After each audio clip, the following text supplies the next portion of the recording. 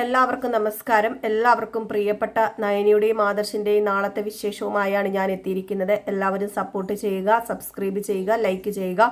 നമുക്ക് നാളത്തെ വിശേഷത്തിലേക്ക് കടക്കാം.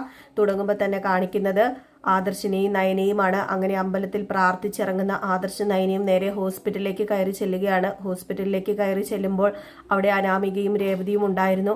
അനാമികയും രേവതിയും നയനയെ കണ്ട ഉടനെ തന്നെ കടിച്ചു ചാടി തിന്നാൻ വരികയാണ്. ഇവളെ അകത്തേക്ക് കയറ്റിവിടരുത്, ഇവളെ കാണാൻ ഇഷ്ടമില്ല എന്നാണ് വല്യമ്മ പറഞ്ഞിരിക്കുന്നത്. അതുകൊണ്ട് ഒരിക്കലും ഇവളെ അകത്ത് കയറ്റി വിടാൻ പാടില്ല. ദയവ് ചെയ്ത് ഇവൾ ഇവിടുന്ന് പറഞ്ഞയക്കണം, എങ്കിലേ എൻ്റെ വല്യമ്മയ്ക്ക് സമാധാനം കിട്ടുകയുള്ളൂ.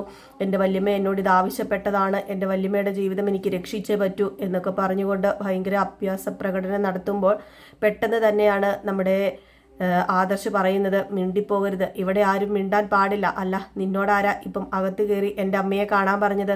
അതെ, എൻ്റെ അമ്മയെ നീ അകത്ത് കയറി കാണേണ്ട കാര്യമില്ല. പിന്നെ എൻ്റെ അമ്മയ്ക്ക് ജീവൻ തിരിച്ചു കൊടുക്കാൻ പോകുന്നത് ഈ നിൽക്കുന്ന എൻ്റെ ഭാര്യയാണ്.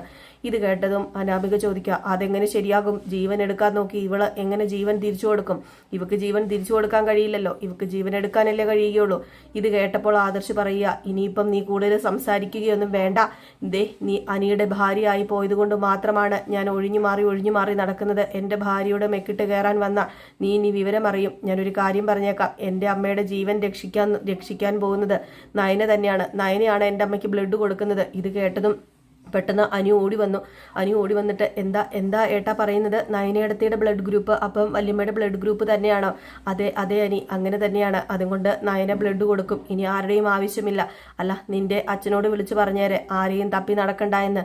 എൻ്റെ കുടുംബത്തിൽ തന്നെ എൻ്റെ ഭാര്യ തന്നെ എൻ്റെ അമ്മേനെ രക്ഷിച്ചോളും എന്ന് പറഞ്ഞ് നമ്മുടെ നയനയും കൂട്ടിക്കൊണ്ട് ആദർശ് ഡോക്ടറിന്റെ അരിയിലേക്ക് പോവുകയാണ്. ഇത് കണ്ട് ചങ്ക് പൊട്ടി നിൽക്കുന്ന നമ്മുടെ രേവതിയാണെങ്കിൽ അനാമികനെ തുറച്ചു നോക്കുകയാണ്. എന്നിട്ട് പറയുക, ഞാൻ നിന്നോട് പറഞ്ഞതല്ലായിരുന്നോ? നിന്നോട് ഞാൻ 100 തവണ പറഞ്ഞതല്ലേ നീ ബ്ലഡ് കൊടുത്താൽ മതിയെന്ന്? അപ്പൊ പിന്നെ ഇപ്പം നയന ബ്ലഡ് കൊടുക്കാൻ വരില്ലായിരുന്നല്ലോ. എന്തിനാ നീ അത് ചെയ്തത്? ദേ നോക്കിക്കോ, നമ്മൾ വിചാരിച്ച കാര്യങ്ങളൊന്നും നടക്കാൻ പോകുന്നില്ല, എല്ലാം മാറി മറിയാൻ പോകുക. ഇനി അവള് ജീവനും ഒക്കെ കൊടുക്കുമ്പോൾ ദേവയാനിക്ക് അവളോട് ഇഷ്ടം തോന്നില്ലേ എന്നൊക്കെ ഇത് കേട്ടുകൊണ്ട് നമ്മുടെ അനി വരികയാണ്. അനി പറയുക, ഇപ്പൊ എന്തായിടി, നീ ഓർത്തോ എൻ്റെ വല്യമ്മയ്ക്ക് ആരും ബ്ലഡ് കൊടുക്കാനില്ലായിരിക്കുമെന്ന്? എൻ്റെ വല്യമ്മയ്ക്ക് ബ്ലഡ് കൊടുക്കാൻ എൻ്റെ ഏടത്തി തന്നെ വന്നില്ലേടി. ഇനി എൻ്റെ ഏടത്തിയോടുള്ള ദേഷ്യം വല്യമ്മയ്ക്ക് ഉണ്ടാവില്ലടി. നീ വിചാരിക്കുന്ന പോലെയൊന്നും അല്ല കാര്യങ്ങൾ നടക്കാൻ പോകുന്നത്. നിന്നെ എൻ്റെ വല്യമ്മ എടുത്ത് തലയിൽ പൊക്കിക്കൊണ്ട് നടക്കുകയല്ലായിരുന്നോ? എൻ്റെ വല്യമ്മയ്ക്ക് കുറച്ച് ബ്ലഡ് കൊടുക്കാൻ പറഞ്ഞപ്പോൾ നീ എന്തൊക്കെ അഭ്യാസങ്ങളാണ് ഇറക്കിയത്. അതുകൊണ്ട് ഞാനൊരു കാര്യം പറഞ്ഞേക്കാം, ഇനി നയനേടത്തിയെ കുറ്റപ്പെടുത്താൻ പാടില്ല. ആരാണിത് ചെയ്തത്, എന്തിനാണിത് ചെയ്തത് എന്നൊക്കെ ഞാൻ തന്നെ കണ്ടുപിടിച്ചിട്ട് ആര് ചെയ്തതാണെങ്കിലും അവരെ അനന്തപുരി തറവാടിന് വെളിയിലാക്കും. ഇനി നിങ്ങൾ ഇവിടെ കുറച്ചു നേരം പോലും നിൽക്കണ്ട, അനന്തപുരി തറവാട്ടിലേക്ക് പൊക്കോ എന്ന് പറഞ്ഞ് അനാമികനെയും രേവതിയെയും പറഞ്ഞു വിടുകയാണ്. അങ്ങനെ അബദ്ധം പറ്റിയ അനാമിക ആകെപ്പാടെ ബുദ്ധിമുട്ടിൽ തന്നെയാണുള്ളത്. രേവതി അതും ഇതുമൊക്കെ പറയുന്നുണ്ട്. രേവതി ഈ സമയം വേണുവിനെ വിളിച്ച് കാര്യം പറയുമ്പോൾ, അല്ലെങ്കിലും നിന്റെ മകൾക്ക് ഒട്ടും ബോധമില്ലല്ലോ, അവൾ നിന്നെപ്പോലെ മന്ദബുദ്ധിയാണെന്നൊക്കെ പറയുകയാണ്. അപ്പോഴാണ് രേവതി പറയുന്നത്, നിങ്ങളല്ലേ അവളെ ലാളിച്ച് വഷളാക്കിയത്. നമ്മൾ പറയുന്ന ഒരു കാര്യങ്ങളും ഇനി അവൾ കേൾക്കാൻ തയ്യാറാവില്ല. അവൾ അങ്ങനെയാണ്. ഇനി കിട്ടാനുള്ള സ്വർണ്ണങ്ങൾ എങ്ങനെയെങ്കിലും മേടിച്ചെടുത്ത് കടം വീട്ടാൻ നോക്കുക, ചിലപ്പം അതും അവൾ തരാതെ പോകും എന്നൊക്കെ പറയുകയാണ് കേട്ടോ.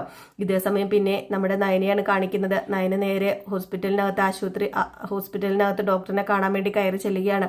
അങ്ങനെ ഡോക്ടർ പറയുകയാണ്, ഇത് ദൈവത്തിന്റെ എന്തോ അനുഗ്രഹം തന്നെയാണ്. അതുകൊണ്ടാണല്ലോ വളരെ റെയർ ആയിട്ടുള്ള ഈ ഗ്രൂപ്പ് നിങ്ങളുടെ ഭാര്യയ്ക്ക് തന്നെ വന്നതും ഭാര്യ തന്നെ അമ്മായിയമ്മയ്ക്ക് ജീവൻ കൊടുക്കാൻ തയ്യാറായതും എന്ന് പറഞ്ഞപ്പോൾ ആദർശ് പറയാ, ഇത് ദൈവത്തിന്റെ അനുഗ്രഹം തന്നെയാണ് മേഡം. എൻ്റെ അമ്മയ്ക്ക് എൻ്റെ ഭാര്യയെ കണ്ണിന് കണ്ടുകൂടാ. രണ്ടുപേരും തമ്മിൽ ശത്രുക്കളാണ്. എൻ്റെ ഭാര്യ ഒരുപാട് സ്നേഹിക്കുന്നുണ്ട്, പക്ഷെ എൻ്റെ ഭാര്യയുടെ മനസ്സ് കാണാൻ എൻ്റെ അമ്മായിയമ്മ ഇതുവരെ തയ്യാറായിട്ടില്ല. എങ്കിലേ ദേ ആദർശെ, നീ തയ്യാറായിട്ടിരുന്നോ? നിന്റെ അമ്മായിയമ്മ ഇനി നിന്റെ ഭാര്യനെ സ്നേഹിച്ചു തുടങ്ങും. അല്ലെങ്കിലും ഈ കുട്ടി പഞ്ചപാവ. ഞാൻ കണ്ടതാ, വന്നപ്പോൾ മുതൽ കണ്ണീരും കൈയുമായിട്ട് അവിടെ ഇരിക്കുന്നത്. സ്വന്തം മകൾക്ക് പോലും അമ്മമാരോട് ഇത്ര സ്നേഹം കാണുന്നു തോന്നുന്നില്ല. അതറിയാതെയാണോ തൻ്റെ അമ്മ ഇവളെ ദ്രോഹിച്ചതും സ്നേഹിക്കാത്തതുമൊക്കെ എന്ന് ചോദിച്ചപ്പോൾ എൻ്റെ അമ്മയ്ക്ക് ഒരു വലിയ അബദ്ധം പറ്റിയിരിക്കുകയാണ്. അതമ്മ മനസ്സിലാക്കാൻ പോവുകയാണ്. അമ്മ ബ്ലഡൊക്കെ കൊടുത്ത് ജീവൻ തിരിച്ചു കിട്ടിക്കഴിയുമ്പോൾ എൻ്റെ അമ്മ മനസ്സിലാക്കും ആരാണ് നല്ലത് എന്നും എൻ്റെ നയന നല്ലവളാണെന്നും ഒക്കെ. ഇത് കേട്ട ഉടനെ നമ്മുടെ ഡോക്ടർ പറഞ്ഞു, അല്ല നയനയ്ക്കറിയാലോ ബ്ലഡ് കൊടുക്കുന്നതിന് മുമ്പ് കുറച്ച് ചെക്കപ്പുകളൊക്കെ ഉണ്ടെന്ന്.